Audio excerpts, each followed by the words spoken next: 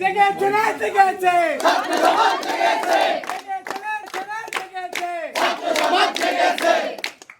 লেগেছে রে লেগেছে, রক্তে আগুন লেগেছে, এক দফা এক দাবি, হবে হবে হবে, এক দফা এক দাবি, 1 2 3 4 মিলন দুই গদি ছাড়, মিলন দুই গজ জাস্টিস, দুই রং জাস্ট, শিক্ষা দেওয়া ঠিক মতো না পরীক্ষা লিখতে হবে না আমাদের উচিত যতটাই শিক্ষা ব্যবস্থা আচ্ছা আমরা এখানে কয়জন জানি আমাদের ট্যালেন্ট কি আমরা এখানে কয়জন জানি আমাদের ট্যালেন্ট কি আমরা জানি এখানে আমাদের এক্সট্রা কারিকুলার অ্যাক্টিভিটিস আমরা কতজন আমরা এখানে পার্টিসিপেট করি না আমরা সবাই আছি আমাদের পুঁথিগত বিদ্যা নিয়ে কিন্তু পুঁথিগত বিদ্যাই আসল বিদ্যা না আমরা যে আমাদের দৈনন্দিন জীবন দিয়ে শিখবো সেই বিদ্যাই আসল বিদ্যা আমরা সবাই আমাদের সরকার এবং সম্মানিত শিক্ষামন্ত্রী ও প্রধানমন্ত্রীর উদ্দেশ্যে বলতে চাই শুধুমাত্র আমাদের পরীক্ষাকে আমাদের শিক্ষা ব্যবস্থাকে শুধুমাত্র পরীক্ষা নির্ভর করবেন না আমরা চাই শিখতে আমরা চাই জানতে আমরা চাই আমরা কি করতে চাই আমরা এখন অনুধাবন করতে পারি না আমরা আসলে আমাদের জীবনে কি করতে চাই তাই আমাদের শিক্ষা ব্যবস্থার শিক্ষক এবং আমাদের সকল সহপাঠী ভাই ও বন্ধুদের প্রতি অনুরোধ থাকবে আমরা এই যুক্তিগত দাবির পাশে দাঁড়াই এবং এইচএসসি 26 আমরা যারা আছি আজকে আমাদের যে ভাই ও বোনেরা বন্যার মাঝখানে জলাবদ্ধতার মাঝখানে পরীক্ষা দিচ্ছে তাদের এই কষ্টে আমরা তাদের আমাদের সহমর্মিতা জানাবো এবং আমাদের অঞ্চল পানি বন্যার পানি এতটা উঠে গেছে তাদের বসবাস করারই অবস্থা নাই সেখানে পরীক্ষা তো দূরে তার কথা বুঝতে ভাই সেখানে শিক্ষামন্ত্রী কোন আইনে কোন যুক্তিতে এখন পর্যন্ত পরীক্ষা কন্টিনিউ করতেছে যেখানে হাঁটার পরিবেশ নাই সেখানে কিভাবে শিক্ষামন্ত্রী এখন পর্যন্ত পরীক্ষা চালিয়ে যাচ্ছে আমাদের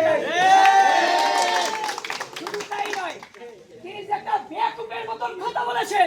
তিনি শিক্ষার্থীদেরকে তিনি জেনজিদেরকে 2024-এর গণ অভ্যুত্থানের পরে এইরকমের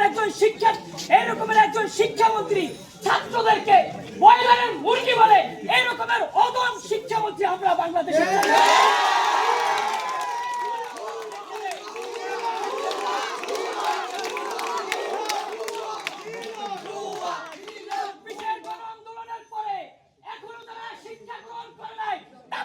বাংলাদেশে থাকার কোনো অধিকার নাই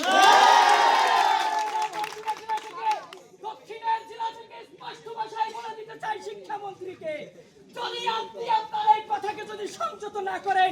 আর যদি প্রত্যাহার না করেন শুধু বরগুনা নয় সারা বাংলাদেশ 2-1 দিনের মধ্যে অবরোধ করে শেখ হাসিনা কিন্তু লাগেজ দিয়ে পালাতে পেরেছে আপনাদের কিন্তু ধুতি খুলে রেখে দেওয়া হবে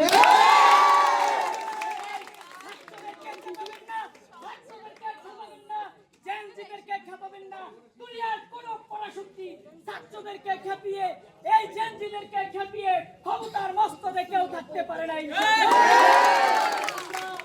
শুধু ছাত্র আন্দোলন নয় এটা আমরা স্পষ্ট ভাষায় বলে দিতে চাই ভয়ঙ্কর ছবি ছড়িয়ে পড়েছিল তো মাইলস্টোনের ওই যে মানে ঘটনাটার কারণে ভারতের যখন স্তব্ধ এই কারণে আমাদের পরীক্ষা স্থগিত করা হয়েছিল পরীক্ষা কিন্তু আজকে যখন আমি দেখতেছি যে আমার ছোট ভাই বোনেরা কুমিল্লা চট্টগ্রামে তারা সমান পানি তারপরে পার করে পরীক্ষা দিয়ে যেতে হচ্ছে আসলে তখন শিক্ষা ব্যবস্থার উপর প্রশ্ন থেকে যায় মিলন সাহেব যখন ক্ষমতা আসার পর যখন বললেন যে আমেরিকার মানে শিক্ষা ব্যবস্থা করবে তা আমি জানতে চাই আমেরিকার আসলে কোন স্কুলে বা কোন পরীক্ষায় শিক্ষার্থীরা সমান পানি ঢুকে দিয়ে পরীক্ষা দিচ্ছে এবং উনি একটা কথা বলছিলেন নাকি যে নকল নিয়ে আসলে আমার মনে হয় মিলন সাহেব এখনো সে 1 সালই পড়ে আছে একটা সম্পূর্ণ জেনারেশন গ্যাপ হয়ে গেছে 25টা বছর চলে গেছে এই বিষয়ে কোনো নাই তো আশা করছি শিক্ষামন্ত্রী মিলন সাহেব ওনার ভুল বুঝতে পারবেন এবং খুব শীঘ্রই শিক্ষার্থীদের সাথে ক্ষমতায় আসবেন এবং শিক্ষার্থীদের যৌক্তিক দাবি সেটা মেনে উনি শিক্ষার্থীদেরকে তাদেরকে যথার্থ তাদের মর্যাদা দিবেন ইনশাআল্লাহ।